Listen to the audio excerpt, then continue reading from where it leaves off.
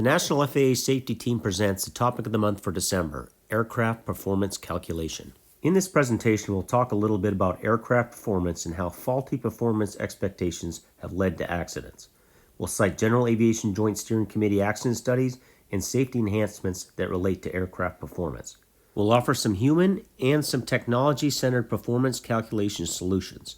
And finally, we'll give you our recommendation for increased aircraft performance awareness. How often have you heard these statements? You may even have said them yourself.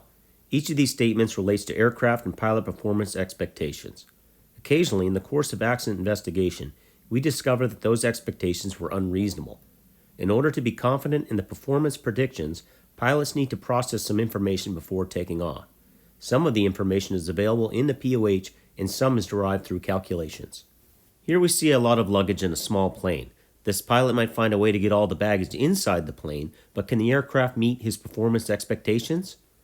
What are some of the things that pilots need to know to answer this question? Weight and balance limitations come immediately to mind. Are the takeoff weight and center of gravity within acceptable limits? Let's face it, many pilots haven't done a weight and balance calculation in years. But especially if you're going to operate near max gross weight, you've got to know how much your plane, fuel, passengers, and luggage weighs. This is not a good time to estimate weight. Don't guess it, just weigh it. Where you distribute that weight also matters. Make sure you're well within the center of gravity envelope. Too far aft and you're inviting a stall. Too far forward and you may get a nasty surprise when you try to flare for landing. And one more thing. Make sure your cargo is secure. Use a cargo net, cargo straps, and seat belts to make sure your cargo stays put throughout the flight. Well, we've made our weight and balance calculations and adjusted our loading to be within the limits, but there's more work to be done. Before we take off, we need to know what sort of performance to expect, and more importantly, what to do if we don't get it. We'll also need to determine density altitude. That figure will be used to refine our takeoff and climb performance calculations. We'll also have to know how much runway we have available for takeoff, and for landing if we have to return to the field. Is the runway paved, grass, gravel, or mud? Is it contaminated with snow or water? These considerations will help us to choose a normal, short field, or soft field takeoff configuration and technique. Once that's decided, we can get into the POH to determine how much distance will be required to take off and climb over any obstacle on the departure path. We're getting close, but there's still more to be done before we launch. Now that we know how much runway we need, it's time to consider what will happen if we have to abort the takeoff. The 50 to 70 rule of thumb will be helpful here. The rule goes like this. If you haven't attained 70% of your flying speed by the time you're halfway down the available runway, it's time to abort the takeoff. Whether you're working with knots or miles per hour, the math is the same. If your takeoff speed is 60, 70% of that number is 42. Assuming you have 2,200 feet of runway available, you need to have 42 knots or miles per hour at the halfway point on the runway. Obviously, if you have 8 to 10,000 feet of runway to work with, you can delay your abort decision. We should also be mindful of terrain elevation and obstructions along our departure plan. They may dictate our departure path. And while we're looking at terrain, we should also identify forced landing opportunities near the field. This topic is extremely controversial, and a comprehensive discussion would take more than an hour. We'll just cover some of the most important points here. Every year, we see accidents resulting from loss of control after pilots decide to return to the airport in response to emergencies during takeoff or climb out. More often than not, a partial or complete loss of power prompts the decision to return to the field. Loss of control accidents are usually fatal, and these are no exception to the rule. That's why it's imperative for pilots to understand all the factors involved and commit to the appropriate course of action before the need arises. The question, of course, is it safer to land straight ahead or to return to the airport for landing? We know that if we have 3,000 to 5,000 feet of altitude to work with, returning to the airport should not be a problem. We also know there's a number below which is just too dangerous to turn back. The problem is that most of us don't know what that number is. The safe way to find your number is to work at altitude with your flight instructor. Simulate power loss on climb out and see how much altitude is lost in a 200-degree turn. We say 200 degrees because if the power loss occurs while you're on the runway heading, a 180-degree turn likely won't get you aligned with the runway. Do this exercise at your typical operational weight and wait approximately 3 seconds after the simulated power loss to begin maneuvering. This delay is necessary because humans typically don't react immediately to startling events. They take a few moments to process the event before taking action. Having enough fuel for every flight or landing to refuel en route should be a no-brainer, but pilots still make off-airport landings due to running out of gas. So let's consider what pilots need to know in order to predict cruise performance. We'll need to consult the POH for power settings and fuel consumption information at our planned cruising altitude. The winds aloft forecast will give us information from which we can calculate our expected ground speed. Factor in time to climb, approach and land, plus not less than 30 minutes reserve, and you'll have a good idea of how much fuel you'll need.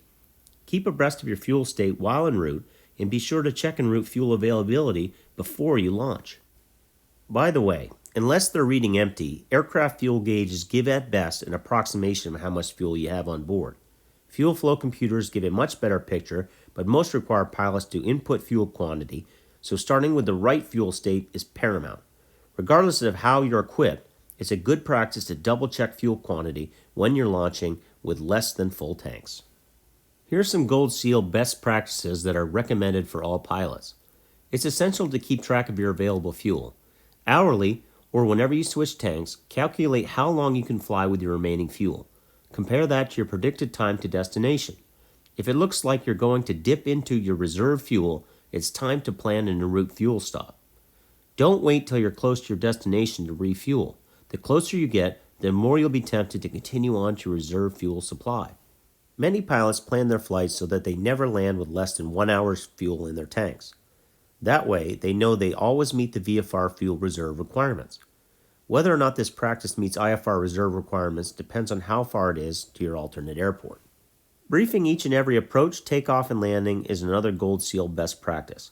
Vocalizing important points and procedures just before takeoff or landing keeps them upmost in your mind, where they're available for ready reference if something unforeseen happens. Brief the assigned runway and available distance for takeoff or landing. Include aircraft configuration and target airspeeds.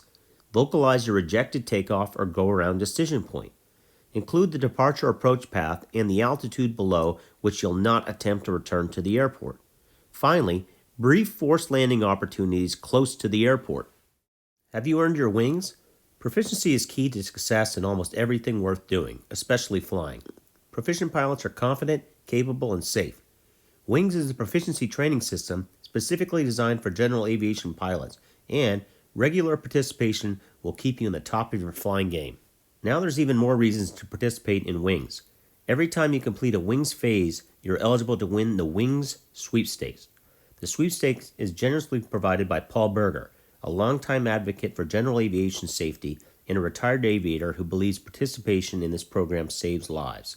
After you've completed a phase of Wings, you can enter the sweepstakes by clicking on Claim Rewards in the Wings at a Glance section of your My Wings page and select Wings Sweepstakes, or you can go directly to the mywingsinitiative.org website. Safety management systems are a set of policies and processes that can increase the safety and efficiency of any flight operation. And the FAA is bringing SMS to general aviation. You may have heard of SMS, but thought it was only for large organizations, but actually, SMS can be scaled to fit any operation, large or small. There are 4 major components to a safety management system. Safety policy. Safety policy is a documented commitment to safety that runs from the head of an organization to its newest member. Safety risk management. Safety risk management is a process that identifies hazards within an operation, determines to what extent an identified hazard may impact flight safety, and controls the risk of occurrence to an acceptable level. Safety assurance.